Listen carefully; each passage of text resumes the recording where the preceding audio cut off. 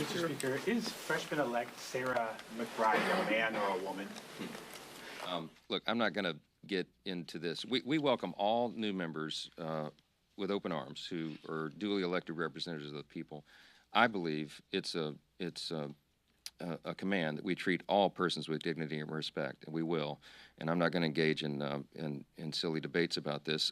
There's a concern about the uses of restroom facilities and locker rooms and all that. This is an issue that Congress has never had to address before, and we're going to do that in deliberate fashion with member consensus on it, and we will accommodate the needs of every single person. That's all I'm going to say about that. Yes, do you plan on bringing Nancy Mace's transgender bill and putting that into the rules package? I'm not going to address the plans on any of that. I just told you what I'm going to say about the issue. I'm not going to engage in this. We don't look down upon anyone. We treat everybody with dignity and respect. That's a principle that I've pursued my whole life, and we will take care of this, issue of first impression for Congress, as we will any other thing. We'll provide appropriate accommodation for every member of Congress. Hello, everybody. I just want to make a statement for all of you here and be very clear. I was asked a question this morning at the leadership gaggle, and I rejected the premise because the answer is so obvious. For anybody who doesn't know my well-established record on this issue, let me be unequivocally clear. A man is a man, and a woman is a woman. A man cannot become a woman. That said, I also believe, that's what Scripture teaches, what I just said, but I also believe that we treat everybody with dignity. And so we can do and believe all those things at the same time. And I wanted to make that clear for everybody because there's lots of questions. And that's where I stand. I've stood there my whole life, and those are facts. Hello, everybody. I just want to make a statement for all of you here and be very clear. Hey, everybody. Welcome to another episode of the Graded Bible Thinker Podcast. Excited for this episode. We are going to be talking about, I'm going to be talking about, just really briefly, talking about this issue of the transgender congressman, and me saying it like that has very likely already cat's out of the bag. Of course, if you're watching this, the cat's probably already out of the bag because you know who I am and what kind of where I would be on this sort of issue. And so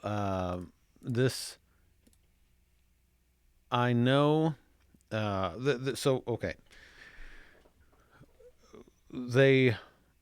Nancy Mace, Representative Nancy Mace, South Carolina, has come out. She's in a little bit of a trouble, but not actually. She has come out recently with this resolution for the Congress, for the Capitol building is the idea. And so for those of you who do not know, or who, there's been a lot of election stuff that has come out, a lot of election news, a lot of hype and fighting and whatever else, just like any time. It was always going to be this way. And there is Sarah McBride, Tim McBride, goes by Sarah, is a newly elected congressman who refers to himself as Congresswoman from the state of Delaware. For those of you who don't know, this is, let's see. Okay, for those of you who don't know, this is who that is. Let me swap on over to the screen here. So this is Tim McBride / Sarah, I guess. Let me do this real quick to make it bigger for you. There we go.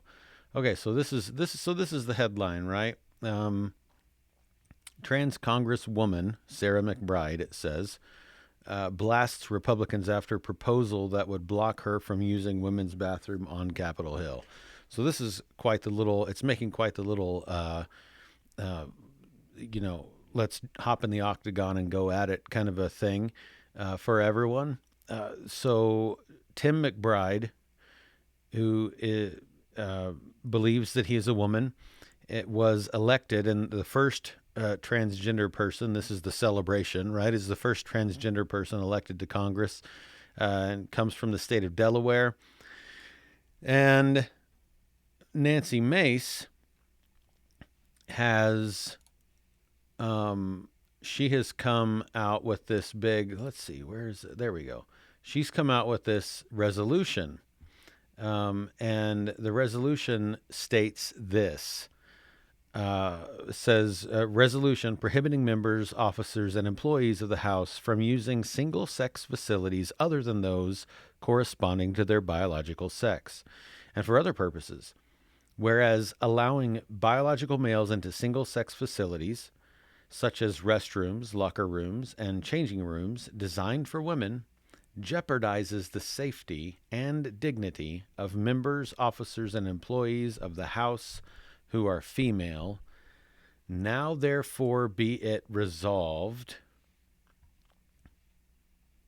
Okay, prohibition.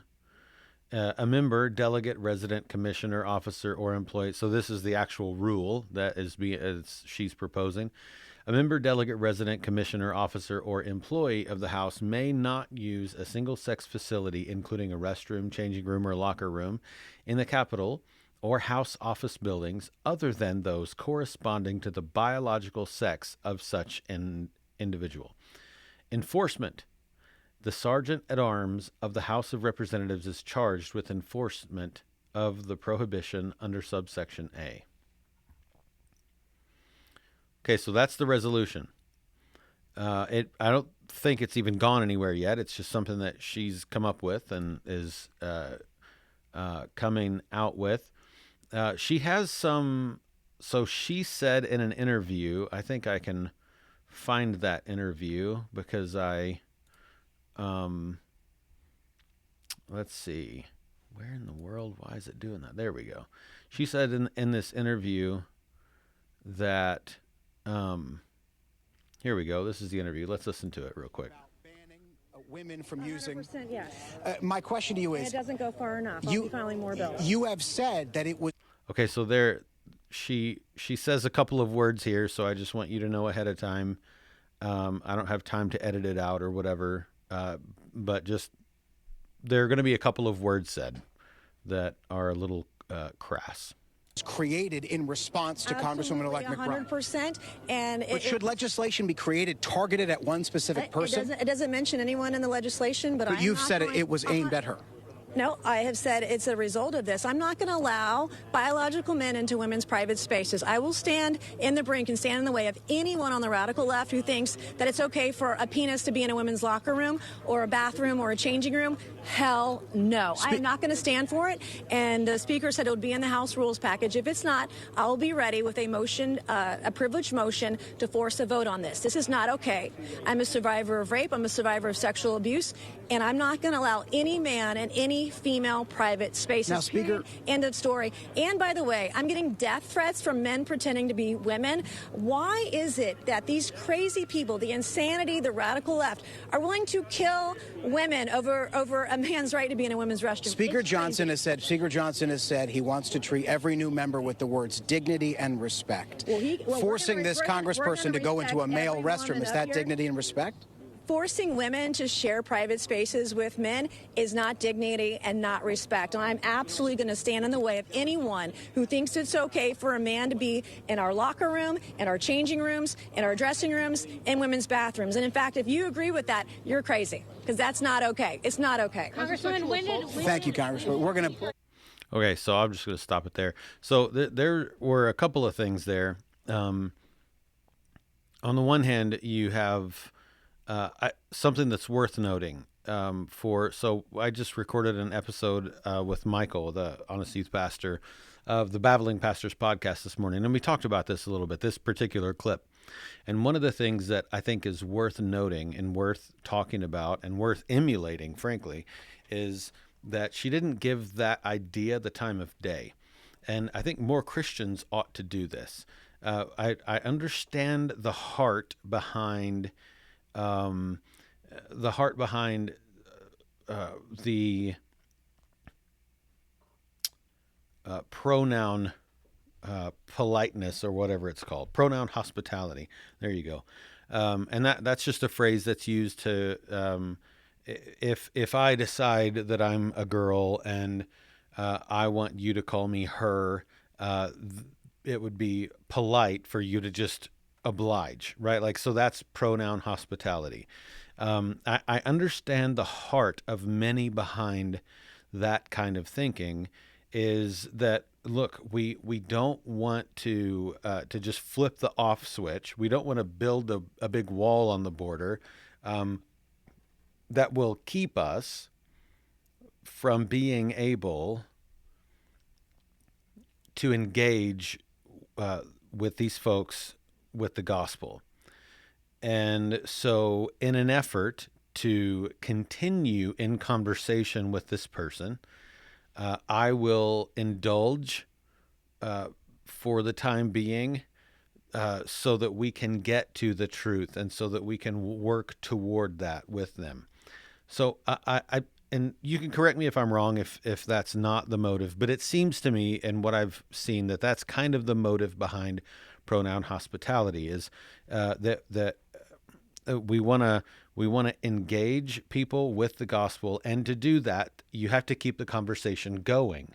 And so, in order to do that, let's just indulge a little bit. Let's just, for the sake of keeping things going, let's let them do that. And so I understand the heart behind it for a lot of folks. For a lot of folks, the heart behind it, it's not evil. It's not like a dirty heart issue. For a lot of folks, it's just you desperately want to be able to evangelize well. However, this is engaging in lies. It's perpetuating an untruth that someone believes about themselves for the sake of telling them the truth. And it's actually not helpful at all. And so one of the things that I really enjoy about how Representative Nancy Mace handled this particular interview, and I don't know anything about her, literally nothing about her except what she's revealed in this segment here. But she doesn't give it the time of day. This guy who is asking the questions, this reporter is asking the questions, and he's asking, it's about her, right? He's referring to Tim McBride, who wants to be Sarah McBride. He's referring to him as this person who is a female. He's referring to Tim McBride as if he's just a female. He's a congresswoman, and she doesn't give that the time of day. She doesn't even acknowledge that he's done that. She just says biological men should not be in the bathroom or in private spaces with women. And so I think that we could take some notes there because as Christians, too often we're and I'm not saying like rush in and just be a total jerk. Of course, that's not what I'm saying. But so often as Christians, we've been in this sort of like, let's make sure that we're nice. Let's make sure that we're just super loving. And we end up sometimes being super loving to the point that we actually don't get any truth out. And it's really important that we do that. It's really important as Christians that we are truth tellers. We do not deal in falsehood anymore. And there are multiple people who have come out of that lifestyle, transgenderism and a gender identity sort of confusion and that sort of thing. And one of the things that you hear pretty commonly is that those folks are appreciative of the people who have, they're pretty appreciative of the people who didn't give in to the sort of insanity that they were living in at the time, but who just we're resolved to tell them the truth. And now that kind of thing, sometimes that does cause frustration. Sometimes that does cause, it's like anything that you do that is controversial or tells the truth. Those kinds of things, sometimes the truth, even in love, is not taken well. If I am, and it doesn't matter what the sin is, it doesn't for what I'm getting ready to say, it doesn't matter contextually. So whatever sin you might be dealing with, or whatever, if I come to you and tell you the truth, no matter how eloquently I put it, you're going to hear you're wrong and you're in sin and you need to repent and knock it off. And you can word those kinds of things however you like, and so often they're heard like I just said. So what a person hears isn't always what you've said or how you've said it. And you can bet your boots, if someone is in love with a particular sin and they're engaged in a particular sin, then they're not going to like what you say. They're going to be frustrated by it. They're going to hate it, and you're going to make them mad.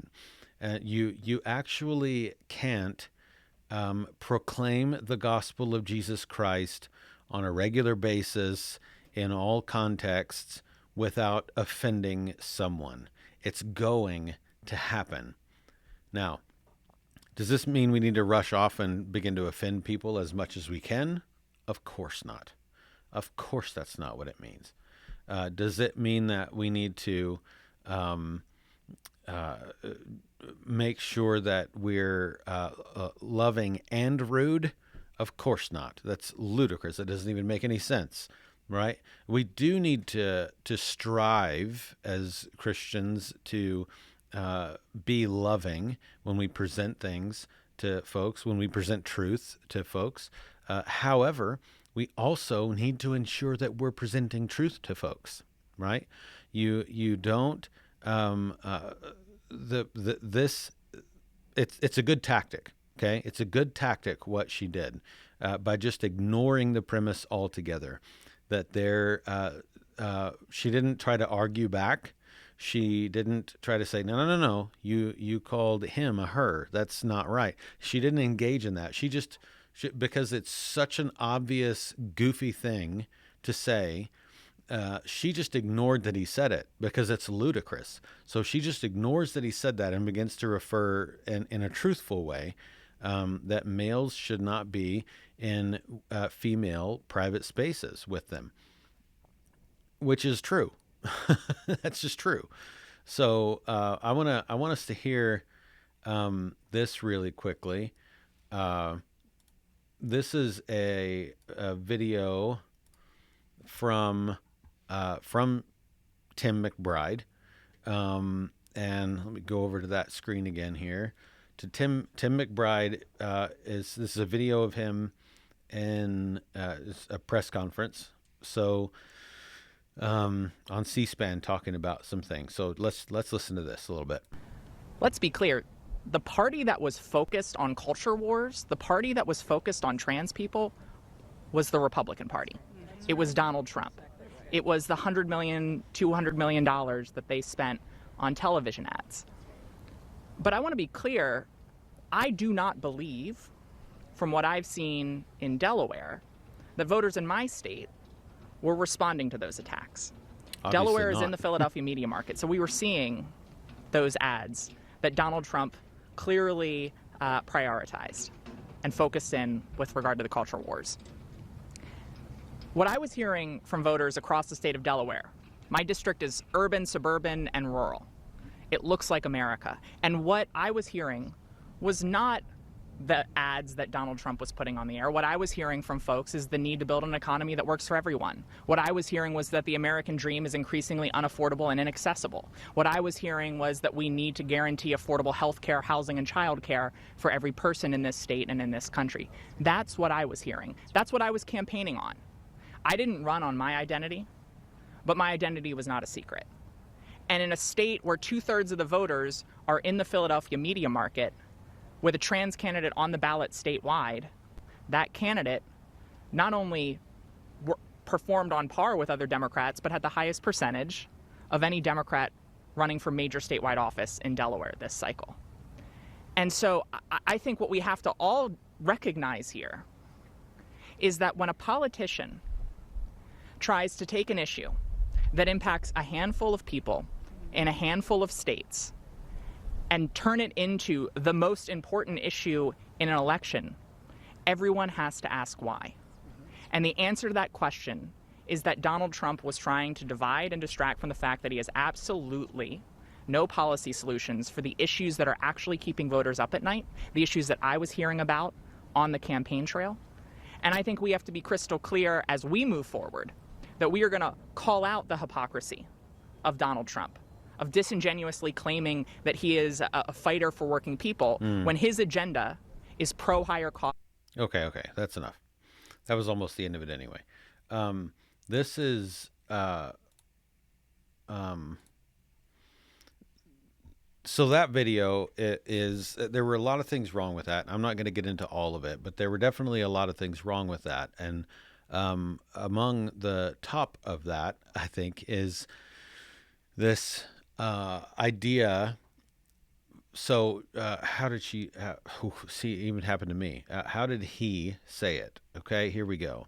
Let me just work that back for just 1 second. Here's what happened. That impacts a handful of people in a handful of states.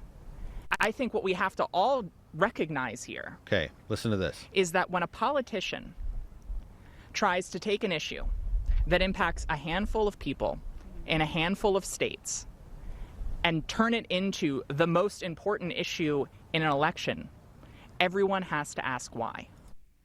So, okay. So the first thing that's wrong about, so I'm not going to get into the second thing that's wrong about this, which he gets to right after this, which is like he's using this to distract from the fact that he has no plan with any of the important things.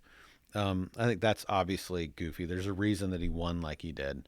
And it's because he's the only guy that has much of a plan to fix some things that have been broken for quite a while. But and the Lord is using that, and I hope that it continues to work that way.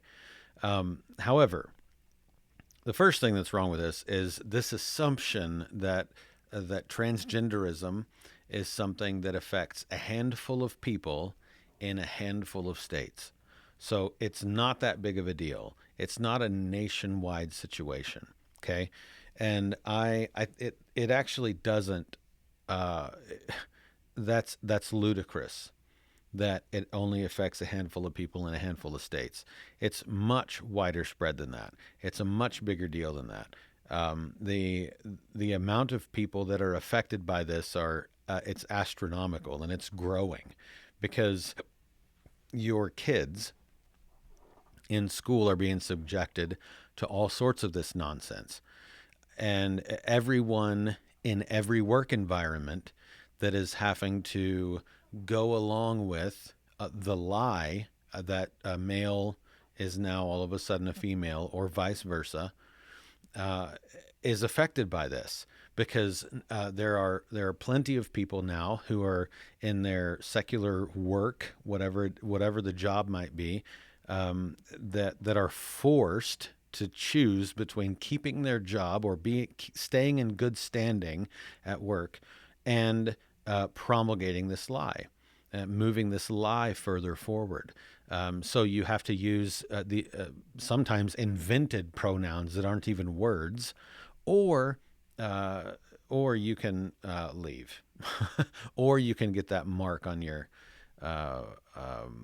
review for the year or whatever. And so this is not something that just affects a handful of people in a handful of states. If what he's talking about is actual gender dysphoria, which is a mental illness, okay, if that's what he's referring to, then maybe you could say that that's accurate, because actual gender dysphoria is fairly rare, and it is something that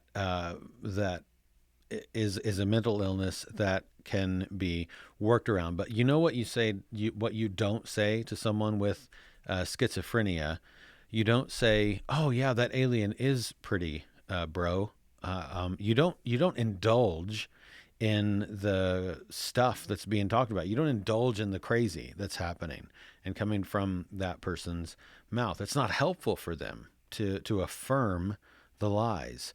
And so this is not different than that. It's not different. Even someone with gender dysphoria has to understand that no, I know that there's mental illness there, but you actually are a man, right? And we know that biblically there are only two genders, right? There are only two genders, and gender and sex really are not separable. You're male or female. God created male and female. That's how he made it. And he did that on purpose. It's not a rocket science. Certain things fit certain places, and it's that way on purpose. We're to multiply, be fruitful and multiply, fill the earth, have dominion over the earth. That's the creation mandate. It's part of what we're here to do as image bearers of God. And so we're male and female, and that's it. There's nothing in between, and you can't move from one to the other. In fact, throughout the scriptures, it's looked at as a bad thing, as unnatural, as abominable even for men to dress like women. So even drag stuff, even cross-dressing, it's shameful because God made men and women different on purpose, and both of those purposes are glorious and beautiful and amazing, and so it's an unnatural twisting of gender for us to indulge or engage in this transgender stuff, even if our motive is, but I really want them to know Jesus. Even if that's our motive, it's not okay to lie because you have a good motive. Like, that doesn't make any biblical sense, does it, when you put it like that? So this stuff with Mr. McBride, so it's not like a person needs to go out of their way to, like, you don't need to go out of your way to call someone Mr. that thinks they're a Mrs. but isn't, for the sake of offending them. And I think that's another problem that we see in our maybe conservative or Christian circles, is there are times when people engage in this kind of dialogue, and they're intentionally attempting to offend with no gospel in sight, right? And that is also not helpful. Okay, that's also not, like, when Jesus offended people, it was for a specific purpose, not just for the sake of offense. Though Jesus was not afraid to offend people. And so this is not different than that. I think this is going to be an interesting thing. One of the things that I said in our podcast with Honest Youth Pastor this morning is that this is going to be interesting. It'll be interesting to see what happens in Congress with the rules of the thing. And how people respond. Because listen, at some point, Mike Johnson, other congressmen or congresswomen who claim to be Christian, at some point they will have to get up and either address Tim McBride as congressman or congresswoman, or they will have to get up and say him or her at some point. So you're going to begin to see where people stand, like what kind of, like, are they going to put their money where their mouth is with this kind of thing? Or when it counts, are they going to buckle under pressure and fold? And my prayer and hope is that they take courage and do the true thing and the right thing and care about that. I opened the podcast with a couple of videos, one of which was Mike Johnson being asked at sort of a press conference deal about this whole thing. And he didn't necessarily buckle, but he also wasn't clear about the truth. and he took a bunch of heat for it. Like I just all over Twitter there were Christians and Christians and Christians and Christians who were like, come on, bro, like you just mess. So in fact, let me share my screen again one time here. So this first video that we watched right here, this is he says, look, I'm not going to get into this. We treat all persons with dignity and respect. We will. I'm not going to engage in silly debates about this. Right? So he goes on about it for just a moment, but there's no clear, like, look, men are men, women are women, that sort of thing. Tom Askell is the one who who reposted this that I bookmarked. He says, question, is freshman-elect Sarah McBride a man or a woman, or congressman, I think is what that says. Or freshman, I don't know, doesn't matter. Is freshman-elect Sarah McBride a man or a woman? And Askell's answer is, ask him, next question. Or ask him, next question. And so this is just tantamount to the kind of thing that people were responding with online as things like, it's really not rocket science. This is your chance. Stand up for it. Make a statement. Be honest. Be truthful according to the scriptures. And that is exactly what he ended up doing. I think that he ended up doing this, and I'm going to turn it down a little bit because that's really loud. But let's listen to this one more time. He comes back out and makes it very clear, and good on him for doing this. Hello, everybody. I just want to make a statement for all of you here and be very clear. I was asked a question this morning at the leadership gaggle, and I rejected the premise because the answer is so obvious. For anybody who doesn't know my well-established record on this issue, let me be unequivocally clear. So I rejected the premise because the answer was so obvious. This is kind of back to the same thing that we saw Nancy Mace doing in that other clip, where you don't, like, I don't have to engage with that because duh. Right? Because that's ridiculous that you would refer to him as a her. That's out of the bounds of reality. So just going to ignore that and continue to talk about Congressman McBride, right? A man is a man and a woman is a woman, and a man cannot become a woman. That said, I also believe that's what Scripture teaches, what I just said, but I also believe that we treat everybody with dignity. Now, I disagree with some things that he has done. I think that his thinking on the abortion bills and things like that, I think that he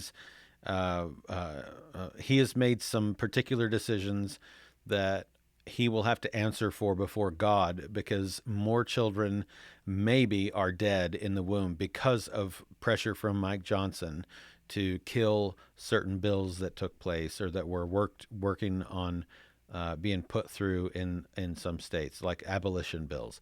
So so don't hear me say, oh man, all in on Mike, right? Because I have some real issues with what he did there. Although I understand his incrementalism with the abortion thing, I don't think that that stands in a courtroom before God. But here, I do want to congratulate and give him props for coming out, saying the true thing, and even attributing that to Scripture as the authority behind that statement. I think that's really cool, and we could use a whole lot more of that up in this joint. And so we can do and believe all those things at the same time, and I wanted to make that clear for everybody because there's lots of questions, but that's where I stand. I've stood there my whole life, and those are facts. Hello, everybody. Those are facts, he says. You know what? Good for him. I'm glad that he came out and did that. It'll be interesting. I don't know. I don't really have a whole lot more to say on the issue. I don't know where this will go, but it will be interesting to see how folks in Congress will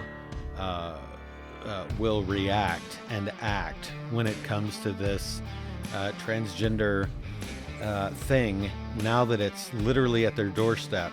And what does that look like? How do they respond? Are people going to be like suing? How entangled, how ugly is it going to get? We'll see.